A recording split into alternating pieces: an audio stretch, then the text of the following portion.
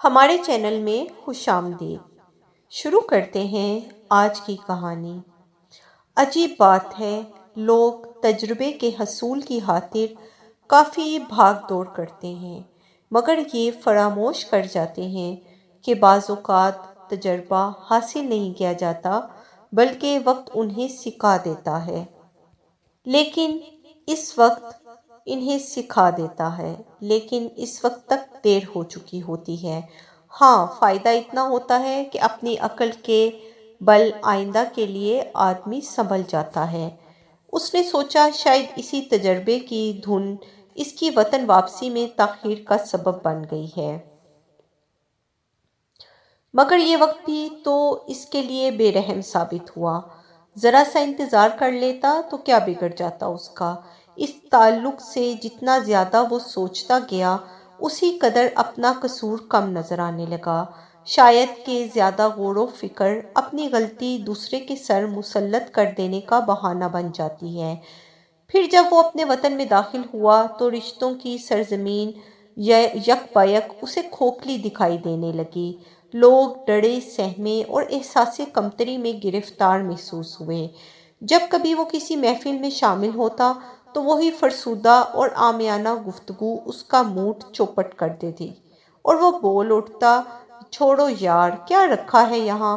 وہی مہنگائی، پانی کی قلت، فضائی آلودگی، برقی مسدودی، سیاسی ریشہ دوانیاں، مذہبی مسلکی چپکلشیں، فلمی سکینڈلز، ادبی چھٹ بھئیوں کی نامعقول نگارشات، اور ان سب کے درمیان جبری زندگی گزارنے کا وہی صدیوں پرانا رنگ ڈھنگ، طور طریقے، گھر سے دفتر، کاروبار، بازار، پھر گھر واپسی کا لگا بھندا زنگ خوردہ معمول۔ آخر کب بدلے گا یہاں کا ماحول؟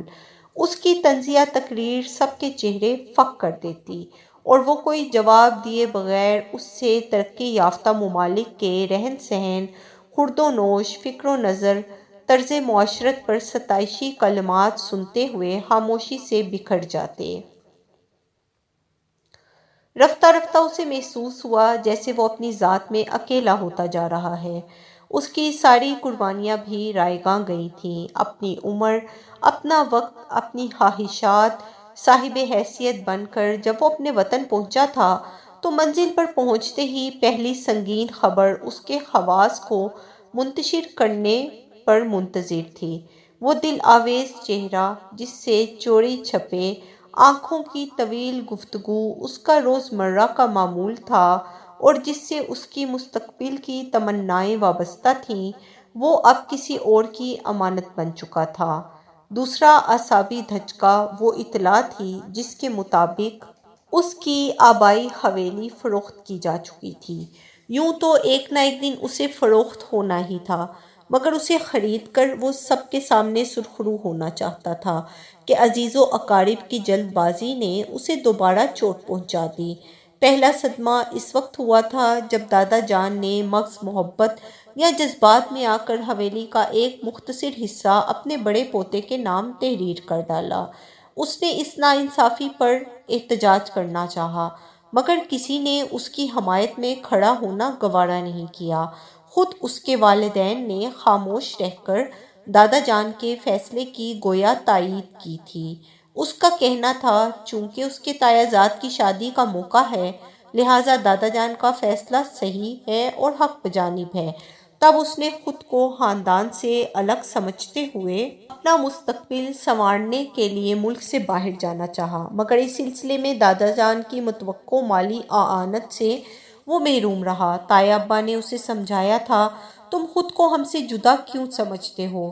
تسبیح کی موتیاں گو اپنی علیحدہ شناخت رکھتی ہیں، مگر وہ بندھی ہوئی تو ایک ہی ڈور میں ہوتی ہیں۔ ایک بھی موتی کا اچانک الگ ہو جانا کیا سارے موتیوں کے بکھر جانے کا باعث نہیں بنتا؟ اس نے کہنا چاہا، جہاں اپنا مفاد عزیز ہو یا خود کو کچھ نقصان پہنچتا دکھائی دے تو فوراً تسبیح کے دانوں کی نصیحت کی جاتی ہے، لیکن جب دوسروں کا حق نظر انداز کیا جا رہا ہو تب ایسے معاملے میں ہمیں تسبیح کا مقدس کتاب کا چھوٹا سا قول تک یاد نہیں آتا، مگر بزرگی کے احترام کے سبب یہ سب کچھ وہ زبان سے ادا نہ کر سکا۔ عملی زندگی کے تجربے کا شوق دل میں بسائے اپنی بے اندازہ کوششوں کے ذریعے ایک روز وہ سمندر پار پرواز کر گیا۔ وہاں اس نے کئی سال بتا دیے، وطن کی یاد اور پھر آبائی حویلی کی فروختگی کے اعلان پر بالآخر واپس لوٹتے ہوئے اس نے سب کو اطلاع بہم پہنچائی کہ وہ خود آبائی مکان کو خریدنے کے ارادے کے ساتھ لوٹ رہا ہے۔ اب پتہ نہیں وقت نے اس سے بے وفائی کی تھی یا اس کی قسمت کھوٹی نکلی۔ کہاں کے رشتے ناتے، کہاں کے تسبیح دانے، سب اپنے لیے جیتے ہیں۔ یہاں کوئی کسی دوسرے کے لیے اپنے دل میں نرم گوشہ نہیں رکھتا۔ اگر مجھ سے محبت ہوتی، خلوص ہوتا تو ملاقات کے لیے وقتاً فوقتاً میرے گھر کیوں نہیں آتے؟ کیا ڈرتے ہیں مجھ سے؟ کیا مرعوب ہیں میری دولت سے؟ مڈ نائٹ شو سے لوٹتے ہوئے بیچ سڑک پر وہ اپنے عزیز چچا زاد بھائی کے مقابل برس پڑا تھا۔ بھائی نے اسے سمجھانا چاہا، رشتوں کی رمز جاننے کے لیے کشادہ دلی ضروری ہے میرے بھائی۔ وہ نہیں ملتے تو خود ان کے قریب جا کر درمیانی دوری تم کیوں نہیں مٹاتے؟ ویسے سچ پوچھو تو سب تم سے دلی تعلق رکھتے ہیں۔ بھلا خون کے رشتے بھی کبھی اپنی پہچان کھوتے ہیں؟ یاد نہیں جب تم ایک موذی مرض کے سبب بستر علالت پر تھے تو ان سب نے کیسے تمہاری خدمت کی تھی، پل پل تمہاری عیادت کی ذمہ داری نبھائی تھی؟ وہ الگ بات ہے، وہ محض انسانی ہمدردی ہے، فطری جذبہ ہے۔ تمہیں ماننا ہوگا کہ عزیز و اقارب جب کسی کی مالی اعانت نہ کر سکیں تو اسے دو چار تسلیاں اور مٹھی بھر دعائیں دے کر سوچتے ہیں کہ انہوں نے اپنا فرض ادا کر دیا۔ اس کا لہجہ ابھی تک تلخ تھا۔ ایسا تم سوچتے ہو؟ امزاد نے دھیرے سے کہا۔ نہیں، صرف میں نہیں، تم بھی سوچتے ہو، وہ بھی سوچتے ہیں۔ ٹھیک کہا تم نے، ہم سب سوچتے ہیں، لیکن جب ہم سوچتے بیٹھتے ہیں تو یہ نہیں سوچتے کہ دوسروں کی سوچ ہم سے مختلف ہو سکتی ہے۔ ہم اپنی بات سے اتفاق پر اصرار کرتے ہوئے نہ جانے کیوں یہ بھول جاتے ہیں کہ کبھی ہم نے بھی دوسروں کے خیال سے اختلاف کیا تھا۔ کیا مطلب ہے تمہارا؟ وہ یکبارگی چونک کر بولا۔ دادا جان، تایا ابا اور خود تمہارے ابو نے کتنا سمجھایا تھا تمہیں کہ ملک سے باہر جا کر اپنی صلاحیتوں کا صلہ وصول کرنے کے بجائے یہیں رہ کر اپنی قوم کو فیض پہنچانا چاہیے۔ کیا ان کی صحیح سوچ سے تمہارا اختلاف غلط نہیں تھا؟ صحیح فیصلہ میں نے کیا تھا، تم ہی بتاؤ بھلا کیا رکھا ہے یہاں کی بنجر زمینوں میں؟ اس نے طنز سے پوچھا تو چچا زاد بھائی نے اسے کچھ دیر تعصب سے دیکھا، پھر کہا، تم نے کبھی ریل گاڑی کا سفر کیا؟ ایک دفعہ ضرور کرنا۔ کسی نہ کسی مقام سے گزرتے ہوئے پتھر کی چٹانوں کے درمیان کچھ جگہ تمہیں لہلہاتے پودے نظر آئیں گے، وہ دراصل درس عبرت ہیں ہم جلد باز اور بے صبر انسانوں کے لیے۔ ذرا سوچو، زمینیں کہاں کی سنگلاخ نہیں ہوتی، مگر ان کے فوائد کے حصول میں بڑا حوصلہ درکار ہے۔ ثمر آوری کے لیے پتھر کا جگر اور فولاد کا صبر چاہیے۔ ہمارے موم کے بنے دل بھلا اس آزمائش سے کیسے گزریں؟ وہ تو کبھی پرتعیش آزادانہ اور بے باکانہ ماحول کی تپش اور کبھی سونا اگلتے ریگستان کی حیرہ کن چمک سے پگھل جاتے ہیں۔ وہ اپنے بھائی کی بات نیم دلی سے سنتا رہا۔ سڑک کا سناٹا بڑھ چلا تھا۔ ایک وہ وقت تھا جب رات دیر گئے مختلف مانوس سی آوازیں سننے میں آتی تھیں، کبھی رومانی سرگوشیاں کھلکھلاتی تو کسی وقت بحث و تکرار کانوں میں گونجتی، یا کہیں کسی بچے کی رونے کی اور مچلنے کی آوازیں سماعت سے ٹکراتی تھیں۔ مگر اب رات کا منظر آوازوں سے گویا خالی ہو گیا تھا۔ شاید راستوں نے بھی دوست احباب کی طرح چپ چاپ اپنے چہرے بدل لیے تھے۔ یہی کچھ سوچتے ہوئے اس نے بھائی سے دریافت کیا، کیا تم بتا سکتے ہو یہ راستے کیوں چپ ہیں؟ جب سے یہاں آیا ہوں دیکھ رہا ہوں کہ سب مجھے دیکھتے ہی خاموش ہو جاتے ہیں، بلا وجہ میرا احترام کرنے لگتے ہیں۔ کہیں یہ راستے بھی تم سب کی طرح مجھ سے، میری عمارت سے مرعوب تو نہیں ہو گئے؟ راستے بھی کبھی انسانوں سے مرعوب ہوئے ہیں؟ چچا زاد بھائی یہ کہتے ہوئے ہولے سے ہنسا۔ کم فہمی ہے تمہاری۔ وقت نے بے شک تمہیں تجربہ کار بنایا، مگر تم سنبھلے نہیں بلکہ بہک گئے ہو۔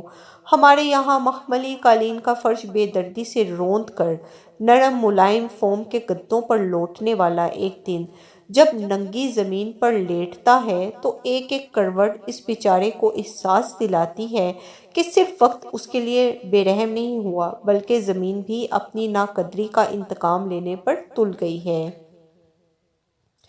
ایک ادھر تم ہو اونچی اڑانوں کے زوم میں دوست احباب کی بے رخی کی کروٹیں ٹھیک طرح بوجھ نہیں پائے، بلکہ اب تو یہ بھی سمجھنے لگے ہو کہ زمین تم سے خوفزدہ ہو گئی۔ نہیں میرے بھائی، راستے نہیں بدلے، البتہ تمہارے مقابل چپ ضرور ہیں۔ یہ اب کچھ نہیں بولتے اس لیے کہ یہ تمہیں نہیں پہچانتے۔ جانتے ہو کیوں؟ کیونکہ تم بدل چکے ہو، تم وہ نہیں رہے جو پہلے تھے۔ چلتے چلتے وہ دونوں اس موڑ پر آ پہنچے جہاں انہیں جدا ہونا تھا۔ چچا زاد بھائی نے اس کے کندھے پر ہمدردی اور افسوس کے ساتھ ہاتھ رکھتے ہوئے کہا، تم شاہراہوں کے راہی ہو؟ یہ گرد آلود پگ ڈنڈی، یہ چار کول کی محدود پرہجوم سڑک، یہ دھول مٹی سے اٹا تنگ راستہ اب تمہارے شایان شان نہیں۔ میرے دوست جاؤ، وہیں لوٹ جاؤ جہاں سے آئے ہو۔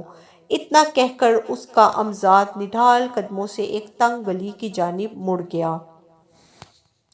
ہاں ہاں، میں بدل گیا ہوں، اور تم شاید تبدیلی نہیں چاہتے۔ تم لوگ ان بوسیدہ راستوں کی انجانی اور فضول آوازوں کے قیدی ہو۔ ان کے حصار سے آزاد ہونا تمہارا مقدر نہیں۔ ترقی کی دوڑ میں شامل ہونے سے کوئی دلچسپی نہیں ہے تمہیں۔ تیسری دنیا کی ناخواندہ مخلوق ہو تم لوگ، دقیانوسی ہو تم سب، سنتے ہو؟ قدامت پرست ہو تم لوگ۔ وہ چوراہے کے بیچوں بیچ کھڑا چلاتا رہا، اور رات کے بے چہرہ سناٹے میں چار کول کی چکنی سڑک پر بے موسم کی برسات کے چند چھینٹے پڑے چمچماتے رہے۔ آپ کو ہماری کہانیاں پسند آئیں تو سبسکرائب کرنا مت بھولیے گا۔ چینل کو سبسکرائب کیجیے اور لائک کیجیے، اور اپنی قیمتی رائے کا اظہار کمنٹس میں ضرور کیجیے۔ شکریہ۔